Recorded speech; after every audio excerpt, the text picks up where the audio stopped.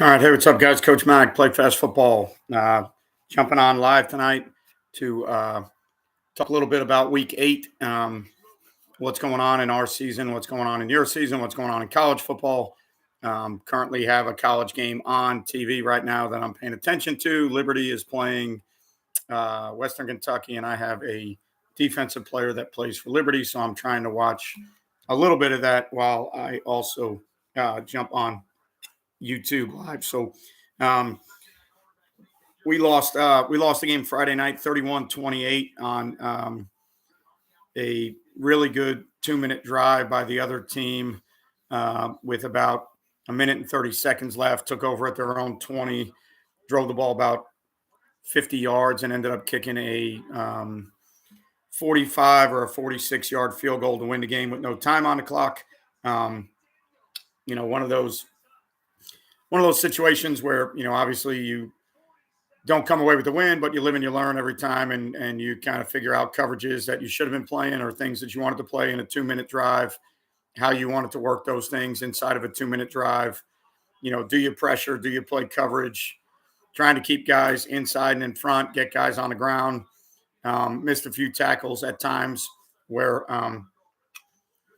they're throwing some quick passes and we didn't get guys on the ground.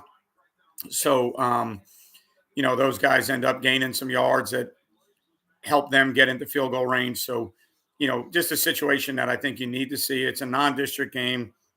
We have already qualified for the playoffs, so it's not going to affect our playoff chances. So, in reality, a good situation to see, a really good high school football game, winning 21-14 at the half. Didn't play well on offense in the second half. Didn't get off the field on the first drive when we needed to on defense. But we end up in a situation where it's 28-28 with about a minute and 40 seconds left, and we just didn't do the job we needed to do to keep them out of field goal range. They executed a 2-minute drive. So, again, I think those are situations that you can learn from as a coach and as players, and what are teams trying to do in 2-minute drives? What are you trying to do with coverages or pressures? Having to get guys on the ground and keep, 3 and 4 yard gains from turning into 8 and 9 yard games, because every yard is now, that much closer to field goal range. So, in a situation where it's not a playoff game, it doesn't affect the playoff implications.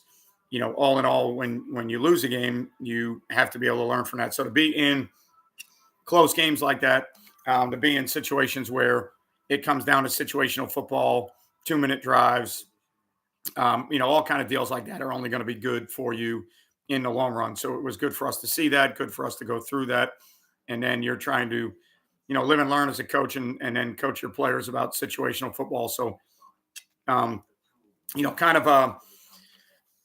high school football is such a different breed of animal because you see so many different things from week to week. And, this was a week where we were seeing more of a wildcat type offense, direct snaps to a quarterback that is a ball carrier, and extra blockers, tight ends, fullbacks, playing some 2-back, 3-back stuff where they're getting 2 to 3 extra hats to the point of attack with their backs because they're snapping it to the quarterback.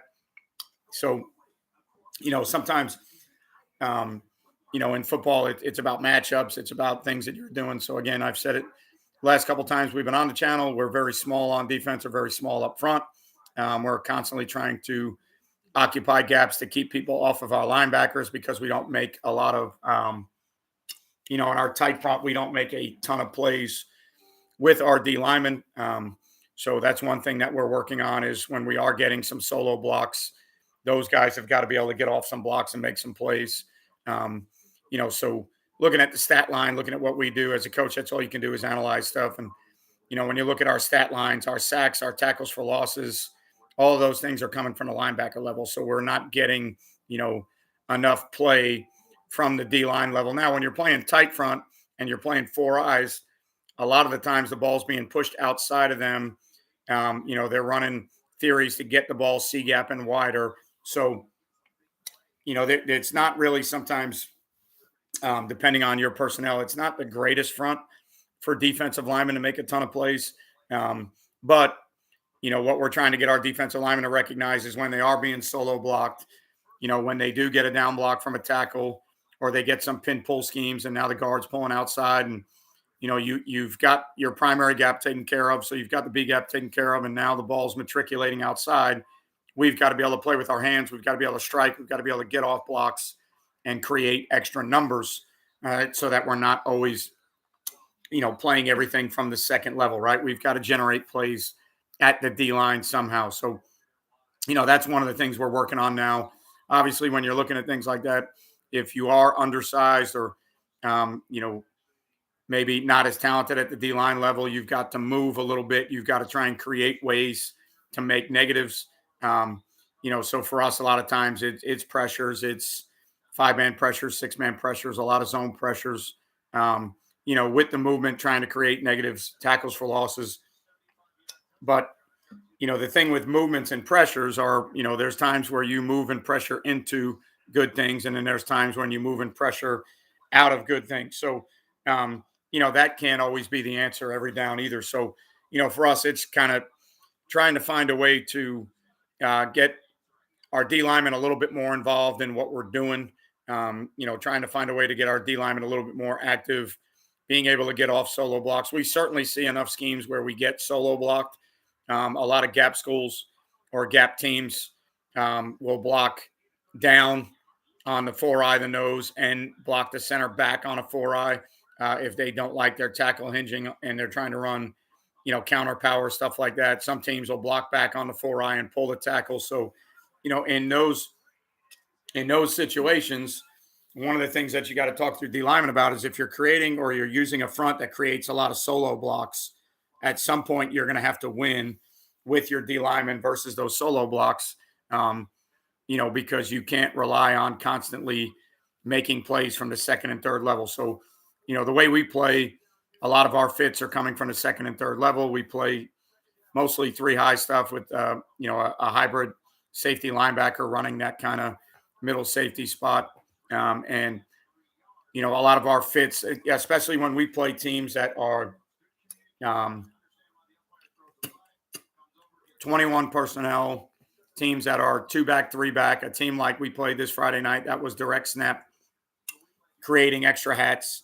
It's not always possible to fit things from the second and third level on a consistent basis and get people behind the chains, right? So when teams are playing like that on offense, it's going to be, hey, let's get 2 or 3 on first down. Let's get 2 or 3 on second down, and let's stay in manageable third downs. And a lot of those teams are going to go for it on fourth and short, right? So you've got to have other ways to create bodies, create extra bodies. One of the things we did this past week that we don't do a ton, we played overhangs to both sides. So we played a lot of looks that looked more like a 3-4 than they did like our 3-high stuff, because of the fact that they were shifting and moving backs to get extra helmets to the play side or extra helmets to the front side. We had to be able to move some people. And, when they're doing things like that and you're a 3-high team and a tight front team and you have C-gap, you already have some C-gap issues where the ball is making its way out there and you're trying to fit it from the second and third level and they're trying to create extra hats. Now you want to be balanced a little bit more to each side so that they can't continually try to attack a down safety or somebody that's a smaller player or not as good of a run fitter. So one of the adjustments we made was going to more of a 3-4 deal, playing our middle safety away from the Sam as an overhang, like a 3-4 outside linebacker. And then we try to play a lot of quarter style fits with 2 safeties to try and get 9 guys into fit, again, because for us, the way with our personnel and the way we play defense, it's about getting extra hats all the time to the point of attack. Like I said, we don't make enough plays right now at D-line to think that we are going to just beat solo blocks and those guys are going to make plays. So we're always manipulating ways in coverage to get extra bodies to the point of attack, right? So we can always try to have an extra fitter somewhere because, we're just not built up front to win a lot of solo blocks. When it's 270 or 280 on 170, yeah, you're going to penetrate every once in a while. You're going to move and hopefully cause some issues in the backfield. But if you don't get home, those guys aren't winning a lot because they're not striking, taking on, solo blocks, winning with their, helmet in a primary gap, and then as the ball declares, now winning in a secondary gap. I've mentioned this on the last, not only the last, I think the last YouTube live we did, but then the some of the couple videos I've done recently. I was studying a lot of the Kirby Smart Clinic stuff, and um, you know, and he's got one out there talking about building a great run defense. And one of the things he talks about is in today's game, it's becoming at the college level a little bit more of a passing game. It doesn't really rival the NFL yet, but the RPO world, the spread world, the splits, the things that you're seeing. Kirby Smart talks about there's going to be times where you have to win when you don't have extra numbers, right? So the old theory in defense was always, hey, let's send the ball to a free hitter. Let's try and get numbers. Let's, whether it's canceling gaps, versus RPO teams trying to cancel B gaps, whether it's playing with no B gap bubbles, like tight front stuff, odd spacing, that type of fitting. It's always about trying to send the ball to where you have free hitters. And in today's game with RPOs and splits and things that offenses are doing, there's going to be times where you don't have free hitters, right? If you're trying to get 3 for 2 in the passing game, there's going to be times where, you might be in situations where you can't get a free hitter. So, one of the things Kirby Smart talks about is winning when you don't have numbers, winning when. So for us, the issue we have is if it's 6-on-6 in the box, we are not winning that battle a ton, right? So, now we don't have to always create the passing numbers that college teams do. This past Friday night, we played a team that didn't complete a forward pass in the first half. So, we're winning 21-14. They scored 14 points, moved the ball fairly well on us at times without completing a pass. The entire night, I think they completed maybe 5 or 6 passes. And if they did, the majority of those, if not all of them, were on the last drive or the next to last drive and the last drive when they needed to throw the ball. So, it's not always going to be about getting numbers to the passing game like the college game is or the NFL game is. It's about getting numbers to the run game. So for us, sometimes our theory has to be we have to win in the passing game when we don't have numbers. So whether it's man-to-man or coverages where we're even up and we don't have an extra player, we've got to try and win in the passing game in those scenarios because we're always trying to create our extra number to the run game. We're always trying to create our extra hat to the run game, which is, kind of an old school philosophy in a way. But the reason we have that philosophy is because of our personnel, because of who we play, because of, being undersized all the time. I've mentioned it on several videos that we've done already. I don't have a defensive lineman I play that's over 190 pounds. So, the biggest bodies we have are all playing offense. We are a tempo offense that is trying to push the pace. It's hard to play those guys both ways. We use some of them at times, when we feel like we need to, but they play less than 10% of the snaps for us on defense. So the majority of the snaps we're playing on defense, we're playing with kids that are under 190 pounds. And when that happens and that's your personnel, you've got to find ways to protect your personnel. So, apologize for going off camera, but I have cats that are in my room that need to get out and they scratch the door and it's a pain in the ass. So, so for us, the game plans become getting extra hats involved in the run fits, getting extra hats where we need them in the run game, whether it's movement, whether it's creating pressures, whether it's zone pressuring to get extra helmets where we need them. That's the way we're built. That's how we have to play, right? You can only play with the roster that you have. Everybody has their own issues. Everybody has their roster issues. So, for us, it's one of those deals where, we're kind of limited with what we have on defense. So we have to find a way to compete and win with what we have. That's why we play odd front stuff. That's why we play 3 down. We don't have 4 down. We don't have 4 bodies. If you play 4 down, you probably need 6 to 8 bodies. We don't have 4 down to begin with, that are guys that, that we feel can win up front. So we have to do it with the bodies we have. The bodies we have are linebackers. The bodies we have are safeties, hybrid type players. So we have to win with those bodies, right? So that affects your scheme. That affects how you compete. That affects the things that you're doing.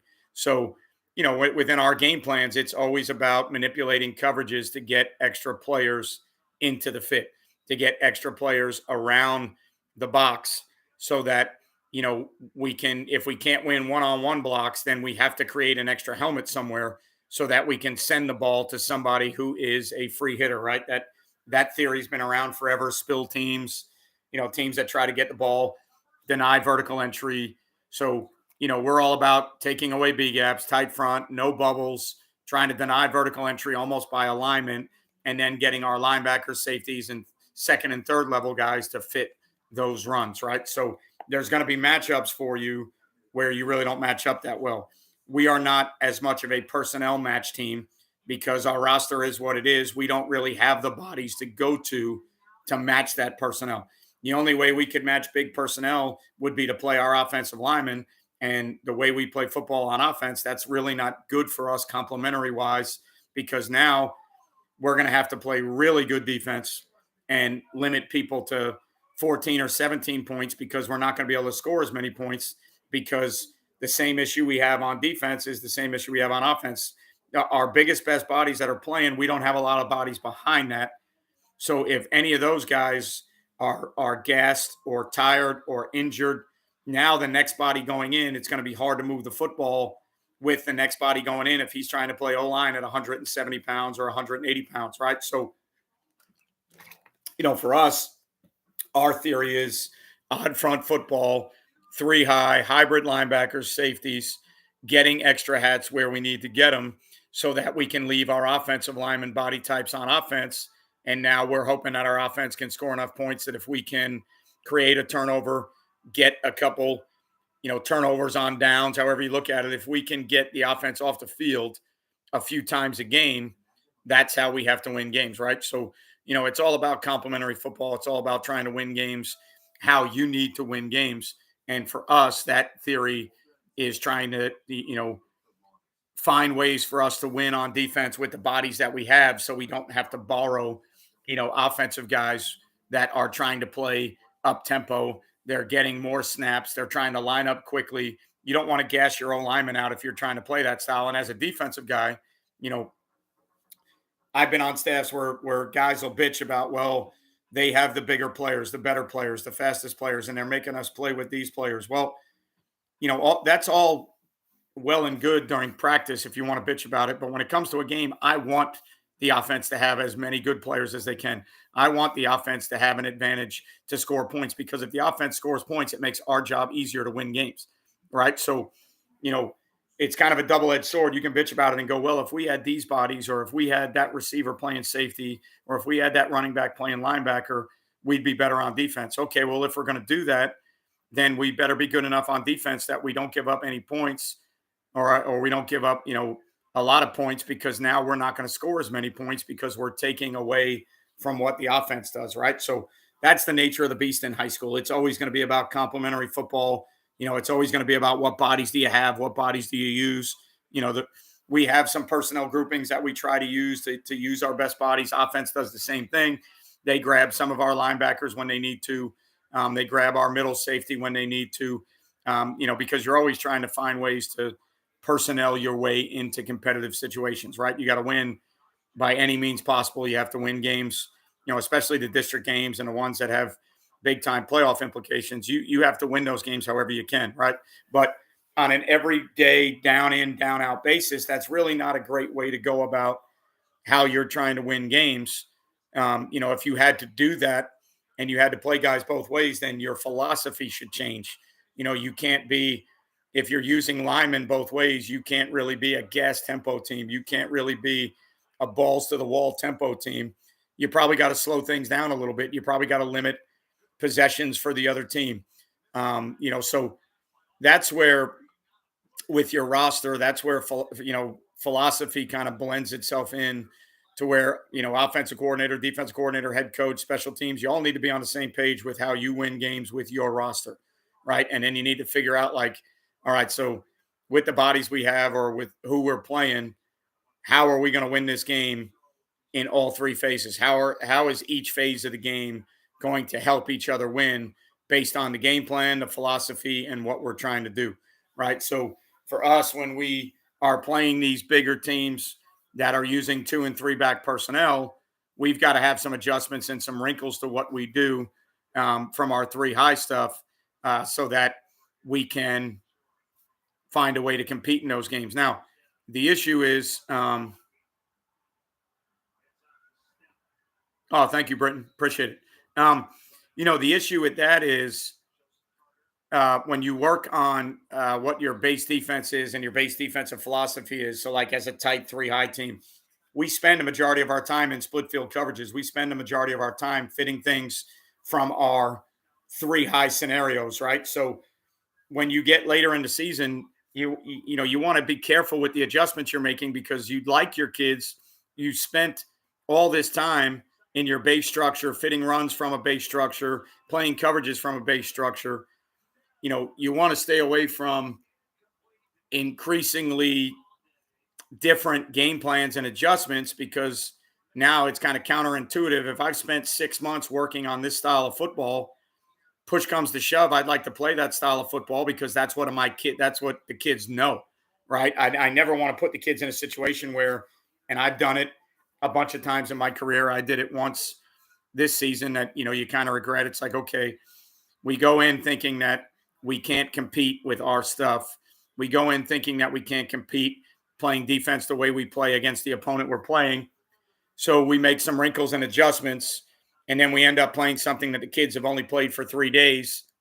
And you find out that on paper it might be good, but in a game setting, it's not good because you can't play it, right? So especially when you get yourself into big games that you need to win, I've kind of changed throughout, the course of my career to where, when you're getting into games and situations that you need to win, you need to find a way to play the style of football that your kids are most comfortable playing, right? So, multiple adjustments, wrinkles, other things. Yeah, each week you're going to need those.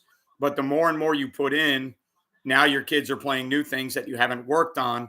And, you know, in your mind, you're doing it because you feel like that's what you need to do to compete. But sometimes I think it's a detriment to your players because now you're doing things that they haven't done the last 6 months. I think there's sometimes where you've got to kind of say, all right, you know what? Maybe we're mismatched a little bit. Maybe we don't hold up as good as we think. But I'd rather go down swinging with the stuff we play and our kids having a chance to play it than making major adjustments or adding new wrinkles that the kids haven't played very often. And now when you go to play those, you don't play them anywhere, near as well as you should. Now, the counterintuitive philosophy to that is as a coach, you have to control the things that you impact. So what do you really impact as a coach? Decision making, schemes, play calling. That's really the only thing you impact. You don't make tackles. You don't take on blocks. You don't play coverage. You don't intercept passes. You don't throw passes. You don't catch passes, right? So as a coach, the hardest part about, game planning is I want to control the things that I have an impact on. So I want to feel like I've got the right game plan. I'm putting my kids in the right position. But the more and more that deviates from what you actually do all the time, your base system, your base structure, the more it deviates from that, the tougher you're making it on the kids to recognize things and play coverages and run fits the way that you've worked on all the time because now you are moving pieces around, you're adjusting, you're wrinkling. Now, that's also the fun part of coaching, right? Every game has a game plan. You get all this film. You end up with 3 or 4 films on opponents and how do they play 2x2? How do they play 3x1? How do they play 2-back sets? What can we do in the game plan to attack what they do, on defense? What can we do with our defense to attack what they do on offense? That's the fun part of coaching, right? You have all weekend and, a lot of times on Thursday and Friday, you already start looking at things for the next week because you've already got the hay in the barn. You've already got your game plan in. So now you end up with, 4 days to formulate a plan with all these films that you're watching. So you're always going to want to wrinkle. You're always going to want to kind of add some things in. And, at some point, you just got to figure out when it becomes detrimental and when it is actually impacting things positively, right? So when we do those things, when is it actually something that truly ends up helping us? And when is it something that actually ended up hurting us because we couldn't play it, right? So, um, that's the situation we live in all the time in coaching. So, you know, it's kind of the same thing for us now. We go into this week, district championship game, playing one of the best teams in the state. Um, you know, big and physical up front. Got a receiver with 50 Division One offers. So now on defense, you go in and you say, okay, well, they're big and physical up front. A lot of zone theories, some gap theories. A lot of 11 personnel, RPO deals. So, if we spend our time worrying about the Division One receiver with 50 offers, how are we going to fit runs when, like I said, we're smaller, not as physical up front? The only way we can fit runs is we got to get extra hats to the run. Well, when you get extra hats to the run, how are we going to defend the receiver with 50 Division One offers, right? So now, as a coach, that's where the conundrum is. I can't defend everything. That's one thing as a defensive coach or a defensive coordinator, you're going to have to figure out sooner or later. The way the game is played nowadays, you cannot defend everything on every snap. It's physically impossible.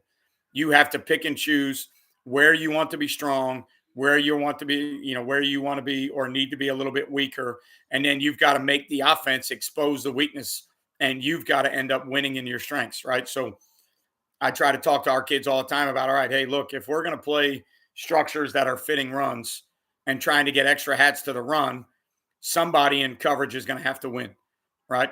If we're going to play structures that are helping a certain receiver and we're pushing guys to get extra bodies, somebody in the run game is going to have to win, because you can't get extra helmets to the box and extra guys to cover a Division One dude or a couple good receivers if they're 11 personnel RPOs. So, you know, it's it's the situation you have to learn to live with on defense for the game plan with, the personnel groups or the coverages or the fronts that you're using.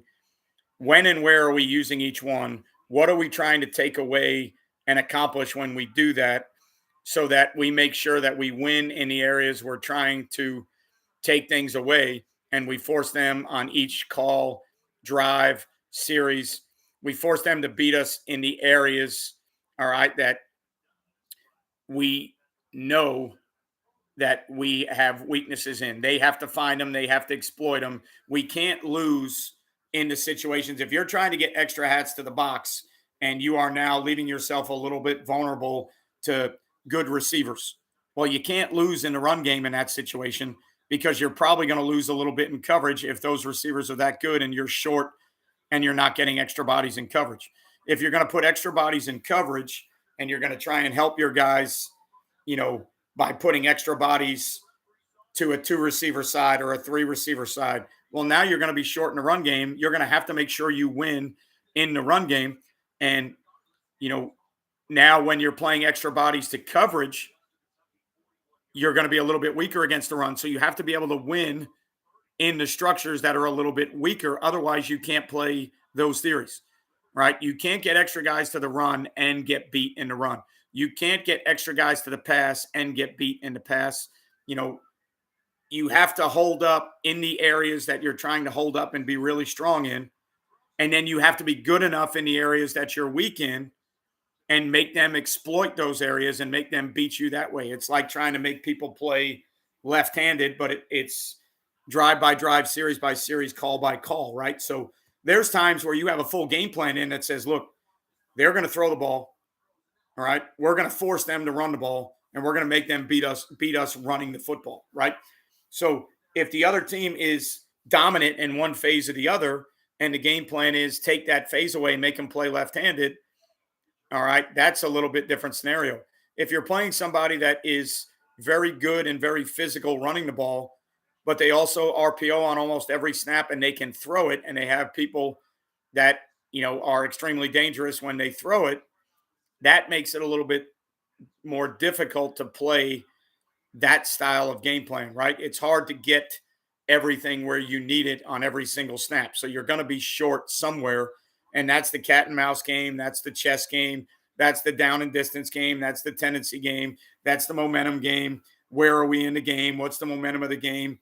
those are the things that make coaching a lot of fun because that's why we do it, right? That's why we game plan. So, each week that you go in, you've got to kind of lay it out and say, okay, what are we doing? How are we doing it? And for me, I try to stay as far away from flavor of the week, defense of the week as I possibly can. Cause in my experience, I don't see kids playing really good football that way week in and week out. Maybe one time, yes. Maybe, twice in a season, yes. But if you're going to be flavor of the week, defense of the week, 10 weeks a year, I think you're going to see more negative results than you see positive results because you're not working on fitting runs. Your run fits are changing. Your coverages are changing. All the things that are changing within those wrinkles and those adjustments are now causing your kids to play a little bit slower, right? So, throughout the course of a season, everybody's got their issues. We all have things that we're dealing with. We have managed, and found a way to win enough games to get into the playoffs. We've won enough games to put ourselves in position to play for a district championship. So you've got to be fortunate to be in this position. You've got to be fortunate to, have a chance to win a district championship where at this time in the season, there's a lot of teams that can't win a district championship anymore. So, you have to appreciate that. Your kids have to appreciate it. But you've got to be able to understand the job at hand and, how realistic is it to ask your kids to do certain things the entire night. When you're playing somebody that's really balanced, really good, really well coached, it's hard to do all those things all night long. Yes, I think there are some calls where you can, down and distance wise, personnel wise, formation wise, you can get extra hats to the run and force them to throw it out of those looks and see if they can beat you that way. There's times where you can get extra bodies in the passing game and force them to run it and see if they can beat you that way. But 4 quarters of a game, 65 snaps a game, it's going to be tough to get it right every time. There's going to be times where kids need to make plays. There's going to be times where kids are blocked. They have to get off a block and make a play. There's going to be times where it's 6-on-6 in the box. Somebody's got to win. There's going to be times where it may be one-on-one coverage down the field that you can't get extra help to, and somebody's got to win. So, those are the things that inside of game planning, inside of coaching, inside of what we're trying to do with practices and time management. The other thing that hurts us a little bit this week is we play on a Thursday. So we now have one less day of prep. How many things can you get in 3 days that you think can affect the game plan? So, calls that have some overlap in strengths, for example, versus QG, drop 8 with 3 rats and cover 2. Both are solid. All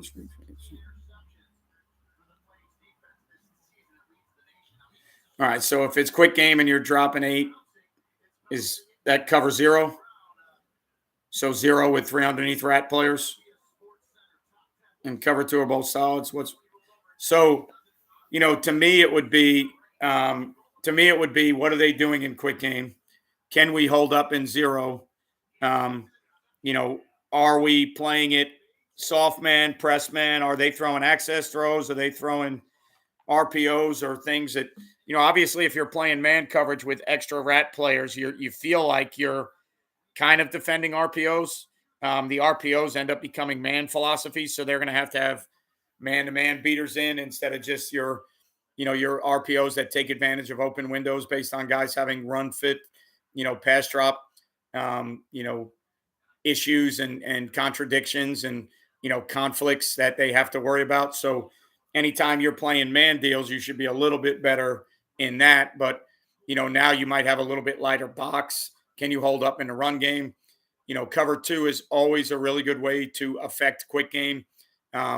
Especially if it's a lighter box theory and you can walk some people out and now you're jamming number 1 receivers and you got some guys that are kind of in the window almost covering down on, slot receivers.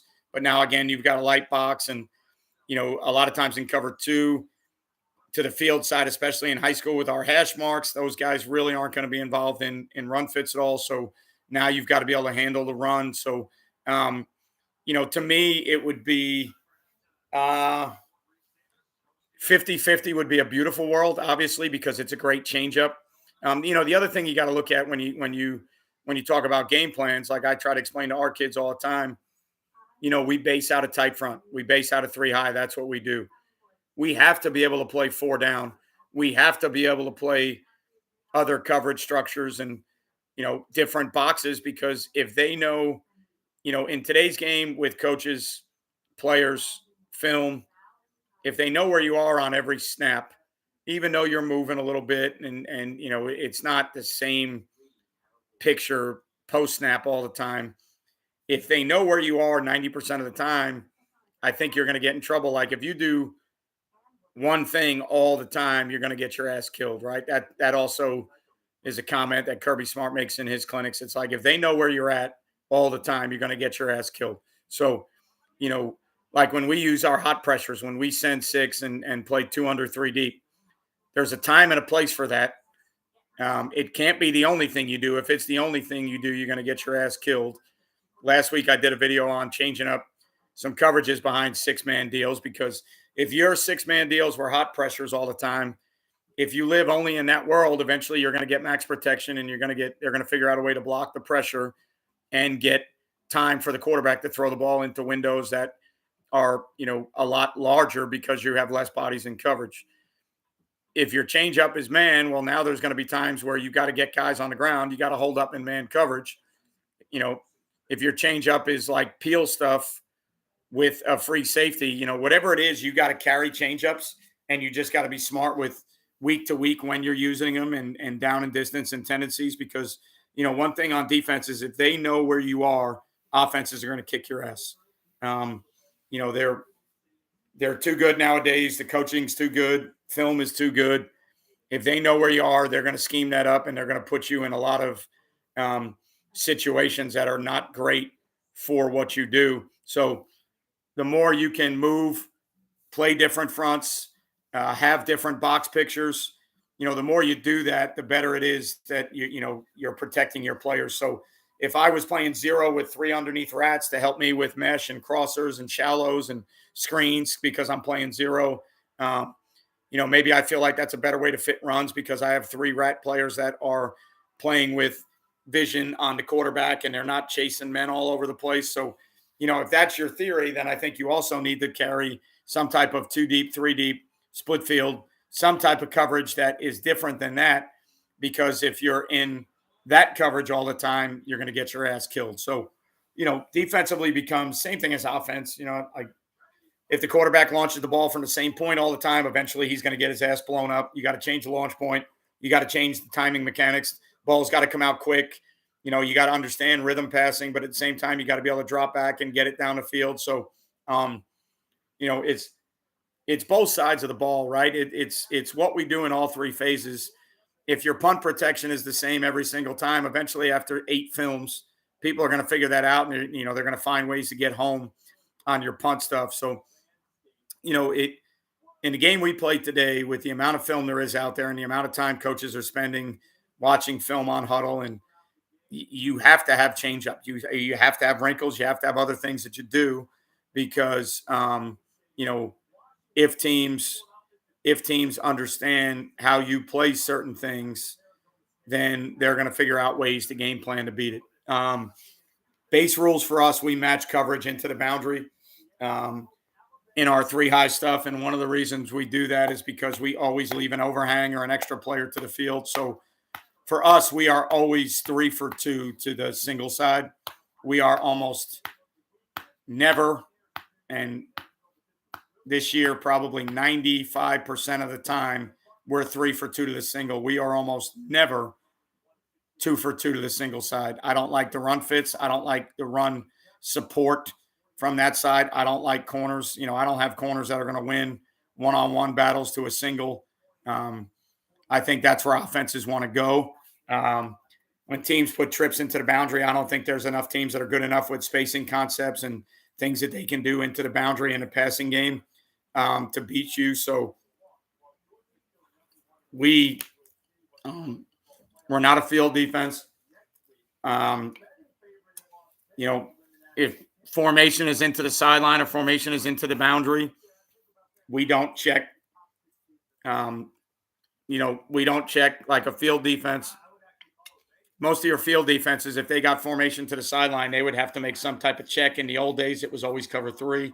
Um, you know, we choose not to do that because a couple of reasons. Number one, I always leave 3 for 2 to the single side, so I'm okay matching coverage to the boundary. Number two, I don't like when teams understand how to get me into certain coverages. So if they know my FIB check is 3 deep, I feel like I've lost half the battle because, just like I said, if they know where you are and where you're going to be, eventually you're going to get your ass bombed. So I don't necessarily like checking FIB, checking FSL. So we match coverage into the boundary. But also, the way we play our 3 high split field system gives us the ability to do that without, like it. I would never poach into the boundary. I would never do things like that. But again, I would also, I don't like to be in FIB checks because normally at our level, your FIB check is usually one check.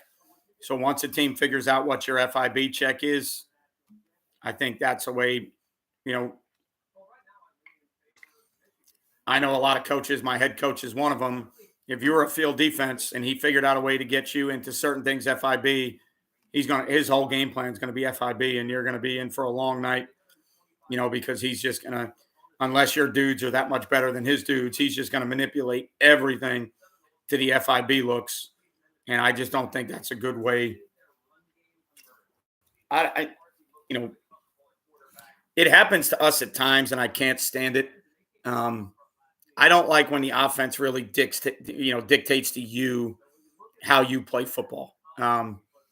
And it's one of the things that Friday night, the team we played kind of did a good job doing it. The way they play football dictated that we were going to have to do some things that we don't always do, and our looks were going to have to be minimal. So the style of play that they were using and the bodies and the style of play that we were using kind of got us into some scenarios where we couldn't change looks enough. Which is for us, that's how we survive, right? We're different. We try to be different. We try to carry the way we teach things and the way our system is built. We try to carry multiple things that have carryover so that we can do different things because, we're not a team that can line up and beat your ass. That's not who we are, unfortunately. So our mode of operation, our operating procedure is always going to be game plan intrinsic, game plan heavy, and we have to make adjustments. We have to be able to change coverages. We have to play multiple coverages. Now, the thing that we try to do, and I've always tried to do as a coach, and it's one of the things I preach, on the videos that I do all the time, is you need to find as much carryover as you possibly can so that when you play multiple things, it's not as much learning. Like, I am dead set against multiple things that require new learning. If we're playing variations of things that we already play, then I think we can carry more, right? So the same as theory, we're big on our school. My head coach does it on offense. We're big on same as. The more we can do same as, now you can wrinkle things in a manner that's not brand new. So, for us, a lot of the things we do are trying to find variations and looks that we can play that keep things consistent. So for me, like, even when we change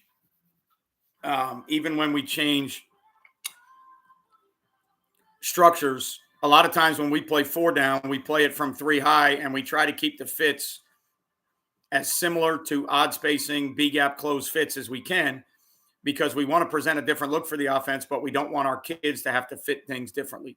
So, now, does that require some bastardization at times? Yes, it does.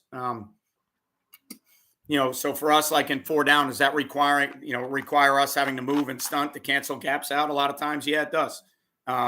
It's hard to play a true 4 down theory from 3 high and leave 2 inside gaps open. It's hard to play with a B gap open when you're playing three high stuff because you're only playing with one linebacker in the box, right? So when we play our tight front stuff with two linebackers in the box, their fits are constantly A to C based on flow indicators, game plan. So I try to keep,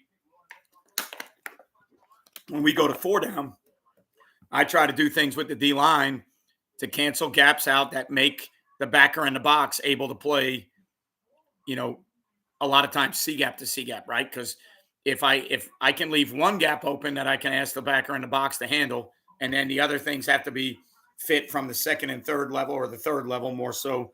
Um, I can do things like that because now it gives that kid that's in the box when he's by himself, it gives him a similar manner to read things and run where he needs to run. What I don't want to do is go four down and completely change the fits so that every time we go from three down to four down, the fits change. When the fits change, now the kids have to think about what front we're in and what the fits are, right? So, um, when we carry variations like that, we're changing the front, we're presenting a different picture, but I'm somehow always trying to manipulate it back to letting our kids fit things as consistent as possible. Does that work all the time? No. Can you play multiple fronts that way? Probably not. Can you play two or three fronts and make it that way? I think so. I think you can get close, and that's what we try to do. Um, but the other theory that would be out there would be when you go to a different front, you play a different structure, and that's the only structure you play from that front, right? So, and actually, in getting a chance to talk when Iowa State was when I was a head coach and they came in to recruit one of our players, and I got to talk to a position coach a little bit, and then this past season, my head coach got to talk to the recruiter. I didn't get a chance to talk to him because I'm not the head coach anymore, but my head coach got a chance to talk to the position coach that came in. And one of the things that they mentioned is even at the college level for them, a lot of times when they play four down, they only play a certain coverage behind it so that, the variation in four down, they can fit it consistently from four down. And it's different from what they might do in their three down fronts, but it's consistent with the four down front every time. So, that would be another theory would be when you change the front, you play a structure that's conducive to that front, but now you can't play multiple things out of it because it's impossible to get the reps that you need to fit things, differently all the time. So, I've done that in the past. A couple of years ago, I had to do it where when I played four down, I only played a certain version of coverage behind it so I could clean the run fits up from three down to four down. So, um, that's another theory. That's another way to play. Right now, what we try to do, or I try to do, is when I go four down, I try to keep the fronts moving to where I cancel gaps out to make it as conducive to, our odd spacing fits as I can. So there's a lot of reduction movements. There's a lot of heavy technique where we're trying to cancel gaps out so that the backer that's in the box can run the same way he does in the tight front. To me, that's where you can get more value in being multiple. I just think it's hard. Our practice plans and our practice schedule are set up so that we don't get as many offensive and defensive periods as traditional teams do. So during the week, we have less periods to work on things.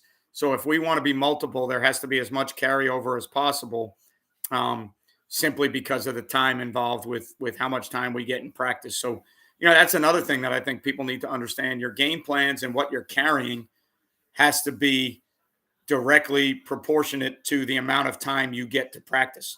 If you have a regular practice week where you're split and your offense and defense are working separately, and your offense is getting, your offense is getting 3.5 to 4 days of work for a game, you can be a little bit more multiple. Um, if your defense is getting 3.5 to 4 full practices a week, you can be a little bit more exotic and multiple. If you're only getting a day and a half because of your practice structure, how much can you really expect the kids to learn and get done in a day and a half? So a lot of times your scheme needs to be, again, like directly proportionate to your practice plan. You can only do the things that you have time to practice. So, um, so, you know, it depends on if it's tight end structures or non-tight end structures. You know, obviously, if you're playing 21 personnel and you're trying to play under fronts, you're playing shade 5-9 to the 3-man surface. If you're playing over fronts, you're playing 3-7 or 3-6 or however you want to look at it. If there's no tight end in the game, both fronts look the same. So they're, in theory, there's over under, but the difference in the two of them is how you set the three technique. So an over team sets the three technique to the strength, and maybe linebackers or the Sam goes a certain way, or the Mike and the Will go a certain way. An under front team is going to set the shade to the strength. So a lot of times if there's no tight end in the game, both fronts have a B gap bubble. Both fronts look very similar in theory. Maybe one is a shade and a 5 and one is a 2-eye and a 5, but both fronts on the weak side usually, or on one side, sorry, the strong side for the over front, the weak side for the under front, they both end up with a B gap bubble. So, to me, it would be the structure that you try to play versus 21 personnel. Under fronts are going to give you weak side reduction. It's going to give you the open B gap to the, to the strong side. So now how are you getting, can you get an extra helmet? The old school way would be playing quarter style stuff so that you have a safety that can help the Mike in the open B gap. So now the Mike can spill things to a safety because that's the big bubble. In the over front, the big bubble's on the weak side. So in today's spread game, if teams are 2x2 and you've got the bubble to the weak side and the Will's got to walk out because you're a 2-read or a split field coverage, middle of the field open team, how do you handle the B gap bubble? So, the way the game's gone nowadays with the way football's played, the more you can eliminate B gap bubbles, bare fronts, tight fronts, things like that. Now you're kind of allowing your backers to do things they need to do versus spread personnel versus 2 removed, 3 removed, and you're forcing the ball to be pushed out to where those guys are, right? So, it's all, it's all about personnel. Most of your under front teams are 3-4 based. Most of your over front teams are 4-3 based. Does that mean you can't play? You can play any front in any structure. You can take your 4-3 personnel and play under fronts. You can take your 3-4 personnel and play over fronts. You can do all those things. The front is not indicative of the personnel. You gotta kind of keep in mind that when you're labeling personnel, 4-3 just means the bodies you're playing on the field. 4-3 doesn't mean you line up in exact 4-3 looks all the time, right? 4-3 ends up being 4-2 boxes, 4-1 boxes. It's not always 4-3 in the box. But 4-3 normally means you've got 3 backers on the field with 4 D linemen. So how you adjust to open sets, empty sets, how you play 3x1 removed, that's going to be indicative to the personnel on the field. 3-4 stuff means you've got 3 D linemen, 4 linebackers. You're a little bit more multiple at the outside linebacker spots, guys that can rush and guys that can drop. So the personnel is not always indicative to the front. Both fronts have a B gap bubble. So in today's world, in the spread game, I think they both have their issues with a B gap bubble. I think under fronts playing with a shade on the center versus shotgun teams, sometimes I think that can be a better theory because now the center's got to block a shade as opposed to a 2-eye. To me, it's all about your preference, how you want to fit things, what you're seeing from the offense, what you're trying to take away. If it's certain gap style teams, where you set the 3 technique to try and force back blocks from the center, or, where you want the double on the 3 to be, maybe based on where the sniffer is or what their tendencies are. To me, the thing about it, the pro and con of is, there's a lot of teams that win in under fronts. There's a lot of teams that win in over fronts. There's a lot of bad defenses in under. There's a lot of bad defenses in over. So at the end of the day, it comes down to personnel. What are you trying to play? How are you trying to play? To me, it's more about where the 3 technique goes. So, over fronts, you're setting your 3 technique to the side you want to set them. Under fronts, you're setting the shade where you want to set the shade. So it's all about dictating where the bubble is, where the big bubble is. So, both solid fronts, both fronts you're going to see week in and week out in college football and NFL football. And, I think they're both good. It's just a matter of how you want to play, if that makes any sense. I just look at it from a teaching standpoint. I just try and explain to people that, when you're playing under fronts, the three technique's going to be weak. When you're playing over fronts, the three technique's going to be the strong side of what you think the strong side of your defense is.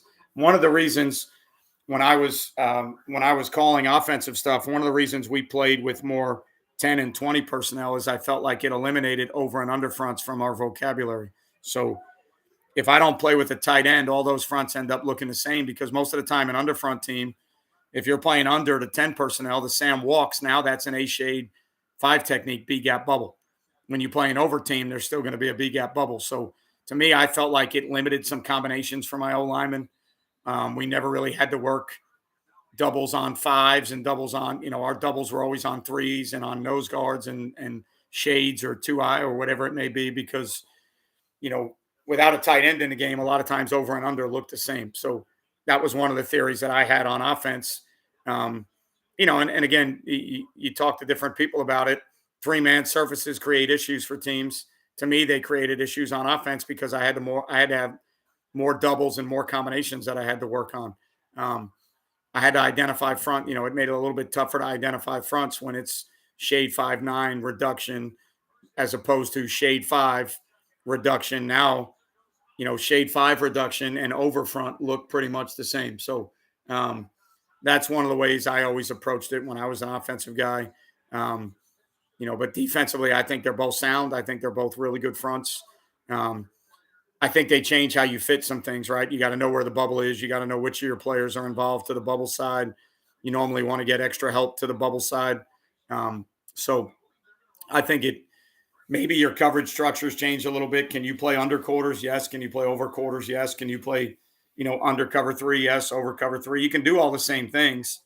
I think that to me, the personnel is the biggie, and 3-4 is more flexible than 4-3 or traditional over. But if you're playing 4-3, you can play under stuff. You just walk the Sam up on the ball and you kick the front the other way. And, it's the same thing to me. So both good.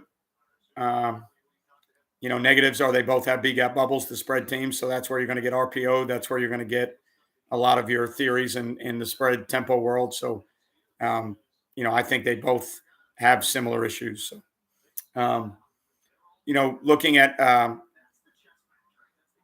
the college game a little bit, and you look at what's out there now, it's starting to get interesting now in college football where, 2 weeks ago, it looked like USC might've been one of the better teams in the country. 2 weeks in a row, they get their ass beat. Notre Dame loses to Ohio State, comes back and loses to Louisville, and then turns around and beats USC. So, one of the things I've noticed is and I think it's good, but I think parity in college football is starting to become more and more of a thing. I think teams are getting closer to being able to compete with some of the blue bloods, whether that's transfer portal, whether that's the nature of the game nowadays, how it's being played. But, I think you're getting to a point where maybe at this point, Georgia and Michigan maybe are the only two teams that are out there that are, I don't want to say untouchable, but head and shoulders above everybody else. And then I think everybody else kind of falls in line. If you watch the Ohio State Penn State game, I don't think either one of those teams are anywhere near as dominant as Michigan or Georgia, currently. The fact that Alabama and Clemson have taken steps backwards, the fact that Notre Dame has now lost 2 games, I think you're getting a lot of parity. You have, Washington beat Oregon or, things like that, to where now in the college football world, I think it makes it more interesting for fans. I think it makes it more interesting for everybody that's involved because there's a little bit more parity. You're finding that there's better football being played across all spectrums and all landscapes. And you still have, right now to me, it's Georgia, Michigan. You still have traditional blue bloods. You still have traditional, dominant programs. Michigan's back in the mix, more so than they had been in the last 15 years. But, I think there's less runaways. I don't even think Georgia's a runaway this year. I think this year's college football playoff will be probably, maybe, hopefully more competitive. But I think there's definitely a chance for any of the 4 that get in to win the national championship, where the last couple of years it was Georgia, Alabama, Clemson. And I don't know if anybody those years was touching them. So, that's always interesting to watch, trying to see how teams are having success. I still think it's a spread tempo world. Um, you know, I think Georgia and Michigan have the ability to go bigger on people, and play a little bit different style, um, which makes it tougher on everybody else because I think everybody else is building their roster around the way the game's being played nowadays. And now I think Georgia and Michigan are the type of teams that can counter that personnel by going really big and physical. I know as an Alabama fan, I think they've kind of gone back to that way, but they're not really succeeding at it right now. But I think when you look at their O line, who they decided to play at quarterback, I think they're kind of going back into that mode again to say with everybody getting smaller on defense and everybody trying to get more speed on defense, we want to get bigger and go the other direction and now make these teams that are trying to make their roster around the way the game's being played today. Let's stay one step ahead of the curve and get back to being bigger and more physical. And now when these teams have to come play us, they're not ready to do that, or they don't have the bodies to do that. So, you look at Texas beating Alabama and then Oklahoma beating Texas. Oklahoma's back in the mix. So, to me, it's good for fans. It's good for college football. I always look at it, for me, college football to me is really, it's a world of me trying to learn. It's a world of me trying to analyze statistically, schematically, how teams are doing things to win. Yes, I'm an Alabama fan, but I'm not an Alabama fan who loses sleep if they lose. I've never made money off Alabama wins, national championships. Every year they won a national championship, I've had to get up and go to work the next day. Every year they won a national championship, I had the same bills I had to pay. So, I've never really been in the mindset of being so diehard that Alabama dictates my happiness. Yes, I root for them. Yes, I'm upset when they lose, but I still have to coach football every day. I still have to teach high school every day. I still have to go out and make a paycheck. So I don't get as crazy as most people do, with their favorite teams. But to me, it's more about watching other games and trying to see how teams are winning and seeing who's being successful. And, every year that you find the teams that are doing things that maybe nobody thought they were supposed to do, or they're more successful, what are they doing? What style are they playing? Are there any teams that are really successful right now that are doing it with, I built a lot of the stuff we did on defense around Iowa State. And the reason I did that is because I thought Iowa State was having a lot of success in the Big 12 with rosters that weren't as good. My going back 15, 18 years ago, maybe, or 15 years ago, I built my defensive philosophy around what TCU was doing, because I thought TCU was having a lot of big time success with Gary Patterson with rosters that were not as good as the people they were playing. So, for me in my career, most of the schools I've been at, when we get to crunch time, when we get to district championships and playoff games, our roster is not better than the teams we're playing on paper. So, the majority of the time for me, it's trying to study what are the teams doing that are getting more value from their roster, right? Looking at teams that are playing with 3 stars instead of 4 and 5 stars. How are they winning 10 games a year? How are they getting into championship games? TCU making it to the championship game last year. What the hell did they do that got them to the championship game? What did they do different? Well, it just so happened that they were a 3 down front and a lot of 3 high structures, right? So, trying to find the teams that are the outliers out there, the teams that are having success with rosters that aren't as good as other people. That's how I want to try and build my team, right? Like I said, I'm an Alabama fan.